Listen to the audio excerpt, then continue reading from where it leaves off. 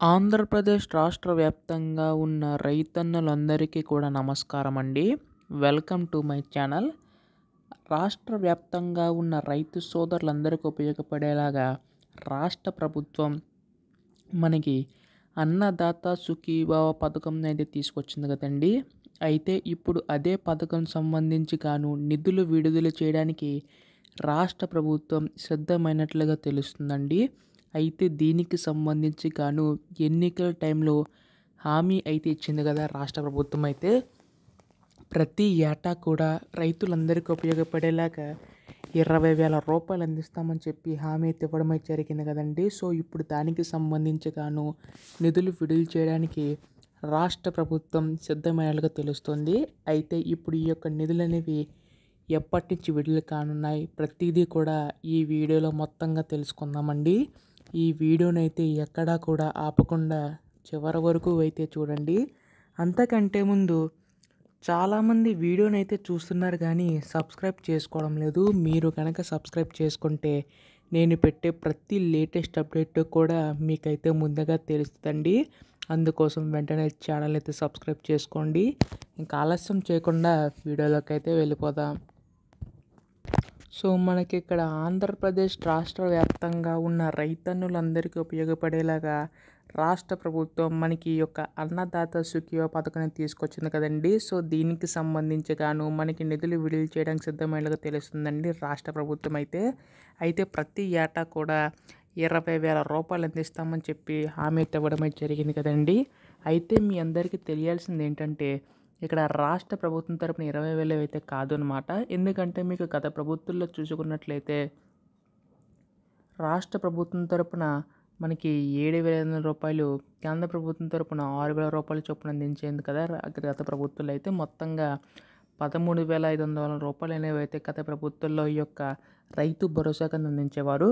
అయితే ఈ ప్రభుత్వం దాన్ని కాస్త అన్నదాత సుఖీభవ పథకం కింద మార్చి 20,000 రూపాయల వరకు కూడా పెంచడం అది జరిగిందండి. అయితే ఇక్కడ దీనికి సంబంధించి రాష్ట్ర ప్రభుత్వం తరపున చూసుకుంటే ఈ ప్రభుత్వం మనకి 14,000 రూపాయలు, అలాగే కేంద్ర ప్రభుత్వం యథావిధిగా 6,000 రూపాయలు, మొత్తంగా 20,000 రూపాయలని చొప్పున మనకి ఈ ప్రభుత్వం అయితే అందించబోతుంది. దీనివల్ల పెద్ద మొత్తంలో రైతులందరికీ కూడా రాష్ట్ర ప్రభుత్వం తరపున మేలు చేకూరుతుందని చెప్పి రాష్ట్ర ప్రభుత్వం భావించి ఈ నిర్ణయం అయితే తీసుకుందన్నమాట. సో దీనికి సంబంధించి ముఖ్యంగా చూసుకున్నట్లయితే రైతులందరికీ ఉపయోగపడేలాగా ఈ యొక్క అన్నదాత సుఖీభవ పథకాన్ని తీసుకొచ్చారండి. అయితే ఇప్పుడు అందరికీ డౌట్ ఏంటంటే అసలు నిధులు అనేవి ఎప్పుడు విడుదల చేస్తారని చెప్పి చాలామంది అడుగుతున్నారు. అంతకంటే ముందు మనకి ఇక్కడ రాష్ట్ర ప్రభుత్వం ఒక షరతులు అనేవి అయితే విధించిందనమాట. కంపల్సరీగా ఈ కేవైసీ ఎవరైతే నమోదు చేయించుకుంటారో వారికి మాత్రమే అందించనుందండి.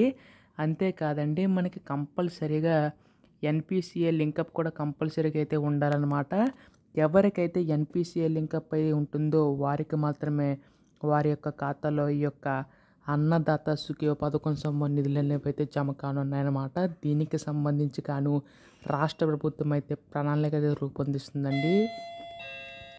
ఈ యొక్క నిధులు విడుదల చేయడానికి సిద్ధమైనట్టుగా తెలుస్తుందండి. అయితే ఈ యొక్క ఎన్పిసిఐ కేవైసీ ఎవరైతే చేయించుకుంటారో వారికి మాత్రమే వస్తుందన్నమాట. అయితే కొన్ని షరతులు అనేవి అయితే విధించాను కదా, అది ఏంటంటే కంపల్సరీగా మీకు bank account, Aadhaar card link up అయి ఉండాలి.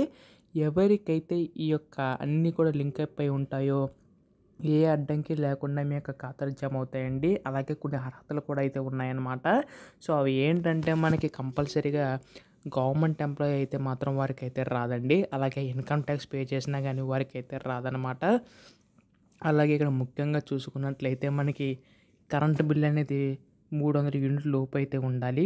అలాగే ఇంటి స్థలం కలిగి ఉంటే మాత్రం 1000 చదరపు అడుగుల లోపు అయితే ఉండాలన్నమాట. అలాగే మనకి ట్యాక్స్ ఎవరైతే పే చేస్తారో వారికి అయితే రాదండి.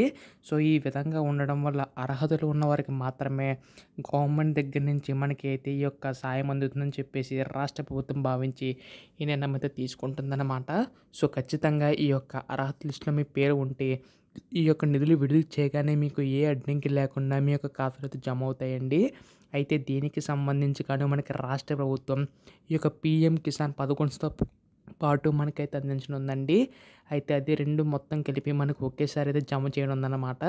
ఇదొక గొప్ప శుభవార్త అని చెప్పాలి. పీఎం కిసాన్ సంబంధించి చూసుకున్నట్లయితే మనకి జనవరి నెలాఖరులో గానీ, లేదంటే ఫిబ్రవరి మొదటి వారంలో కానీ జమ చేసే అవకాశం ఉందండి. సో, దీనికి సంబంధించి గాను మనకి ఎటువంటి లేటెస్ట్ అప్డేట్ వచ్చినా గానీ, మీరు ముందుగా తెలుసుకోవాలనుకుంటే మీరు చేయవలసిందల్లా ఛానల్ సబ్స్క్రైబ్ చేసుకోవడం మాత్రమే. ధన్యవాదములు. జై హింద్.